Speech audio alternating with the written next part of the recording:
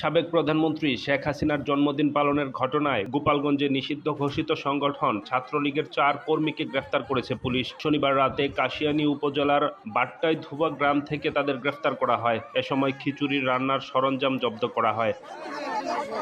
রোববার কাশিয়ানী থানার ভারপ্রাপ্ত কর্মকর্তা জানান, বাট্টাই ধুবা গ্রামের গভীর রাতে সাবেক প্রধানমন্ত্রী শেখ হাসিনার জন্মদিন উপলক্ষে খিচুড়ি রান্নার আয়োজন করা হচ্ছিল। এ সময় আয়োজকরা নাশকতার পরিকল্পনাও করছিল বলে গোপন সংবাদের ভিত্তিতে জানা যায়। পরে কাশিয়ানী পুলিশের একটি দল ঘটনাস্থলে পৌঁছে ৫ জন ছাত্রলীগ কর্মীকে আটক করে। ৫ জনের মধ্যে ঈসা ইসলাম নামের একজন অসুস্থ থাকায় তার বাবা মায়ের জিম্মায় দেওয়া হয়। এ সময় খিচুড়ি রান্নার সরঞ্জাম জব্দ করা হয়েছে।